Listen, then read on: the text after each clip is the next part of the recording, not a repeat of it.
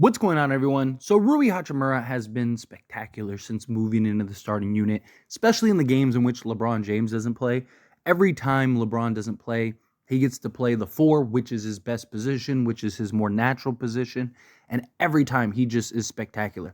I mean, look at the game against Utah. No LeBron, 34 minutes, 36 points, 13 and 19 from the field, 2 rebounds, 1 assist, career high. And it's because he gets the opportunity, gets the shot attempts, right? He starts grooving and cruising. He's been much more aggressive, which I love. He hasn't been settling as much as he did, especially last year and earlier this season. You've seen more and more in these games, like the Utah game, the Detroit game, the Pelicans game. Some of these games, he's really just took it upon himself to, when he gets the ball, make the right move. Right? Be aggressive, get to the basket, use his strengths, pull up in the mid-ranges, right? The last 3 games, he's averaged 30, he put up 36, 15, and 21, all on excellent shooting, excellent efficiency.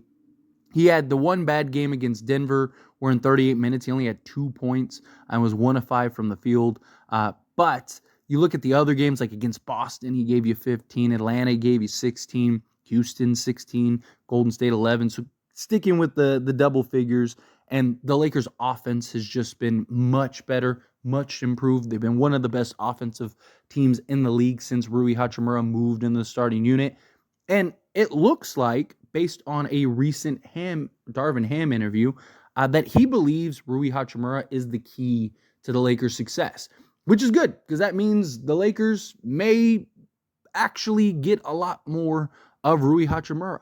But here's what was said. And again, this is in regards to Rui Hachimura, extremely dangerous.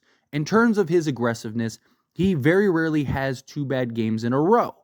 I just told him before that New Orleans game in the second night of the back-to-back, after losing to Denver, which the game that I said he did terrible, I need you to come out and play like a wild man. Just put your fingerprints all over the game. Just with your running habits, just that alone, you're running with force, playing with pace, attacking the defensive glass, offensive glass, really working. He's doing a much better job, and he's grown since we acquired him last year. Just being good on the ball defensively, keeping the ball in front, coming back and helping support the defensive glass, getting offensive rebounds, playing in the pocket, and setting screens. Giving us that physicality, whether it's him being on the perimeter or him being along the front line in terms of the lineup. But he's in a good space. He's having fun with his teammates, having fun playing the game. He heard us loud and clear with us encouraging him. We need Rui to be great. In order for us to be great, he's one of the main pieces for us. And when he's playing like that along with the other weapons we're a pretty hard team to beat. So Rui Hachimura is, according to Darvin Ham, makes the Lakers very hard to beat. Again, he said when all the pieces are flowing together. But it's something we've talked about before, right? And it's something that I've really stressed and highlighted these last few games. I even made a full video dedicated specifically to Rui Hachimura and his success recently because he deserves it, right? After that 36-point game, I was like, I got to talk about this guy. We got to touch on him because he really has just been spectacular. That video is Lakers had Rui, Jeffrey, Jordan. If you didn't check out that video, check out that video after this video. But Darvin Ham's right? Rui Hachimura, when he's being aggressive, when he's looking for his shots, he's asserting himself. He's taking advantage of the mismatches.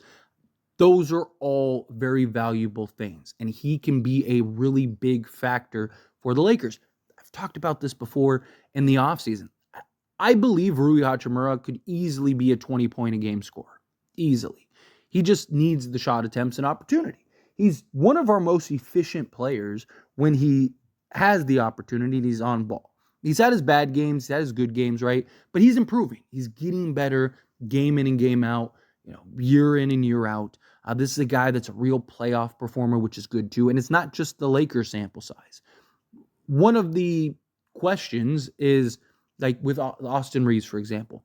What does Austin Reeves look like in this postseason coming up, right? He was spectacular in the previous postseason, but we only have that postseason as a sample size. we've seen plenty of guys have excellent playoff runs and just never able to replicate that, right? He's had his struggles this season. But when you look at a guy like Rui, yes, he had last postseason where he was excellent with the Lakers, but he also had two others in which he was just as good, if not arguably better, in a more limited role with the Washington Wizards. So he's had multiple years of playoff success and playoff elevation. And you can see the work he's put in on the basketball court. You can see the work that he's put in with LeBron James. Him and LeBron James have a real connection. He was working with LeBron all offseason. He's credited a lot of his just turnaround and success to LeBron James and Phil Handy, because Phil Handy was the one that was pushing Rui to like, hey, go work with LeBron. And look, I don't believe LeBron's going anywhere. I believe LeBron will be here at least another year, maybe two. And Rui, he needs to continue to work with him, right? Like, I still, as long as LeBron's on this roster, I just don't believe Rui's going to really get the opportunity consistently and regularly to really shine the way that I believe he can. I still don't really like him at the three. Again, our offense has been much better. Defensively, we've actually been pretty solid. We're 11th in defense over this stretch.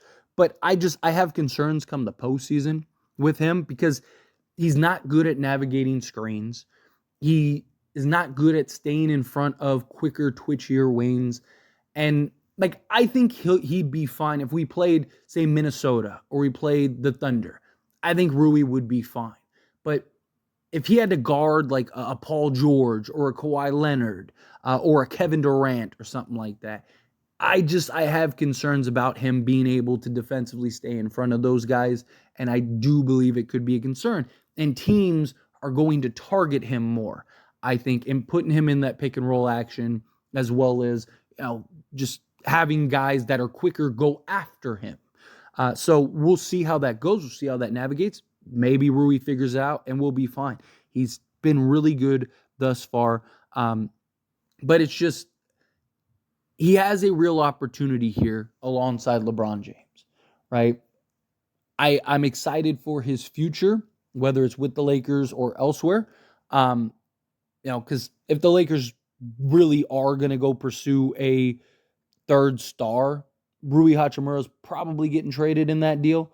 We'll see. The Lakers can keep him. I'm all for it. I would love to see Rui as like a real fixture on this team at some point.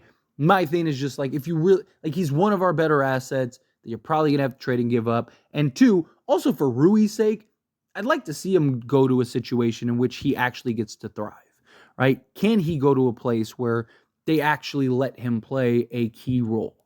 I would love that with the Lakers, but it's just like, how many more years is LeBron going to be around?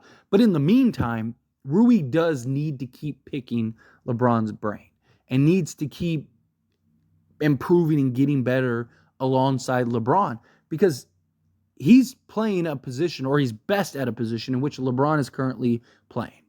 And the things that he can learn from LeBron, I mean, you're talking about one of the smartest, if not the smartest basketball minds ever. You're talking about one of the best, if not the best basketball players ever. How many guys get the opportunity to learn from a player like LeBron James and actually get that individual one-on-one time, as well as being able to pick his brain on a regular basis and playing a position and role that LeBron plays? So Rui getting this opportunity would be massive. And I hope that which he has fully shown that he's a student, right? So keep being that student, keep improving, keep getting better. Because I do believe he can be a real X factor. I do believe he's a guy that can go and win you a playoff game. We saw him do it last year. Right? He's a guy that easily could on any given night be your third guy, because he's got it going. He's hitting shots and whatnot. So I love Rui. I am super high on him. Go watch the videos in the off season. I know I was talking about trading him at the trade deadline, because you have to give something to get something, right? The Lakers really do want that real impact player. You gotta trade guys. Like, we would all love for them to trade Jackson Hayes for Kevin Durant. It just doesn't work like that.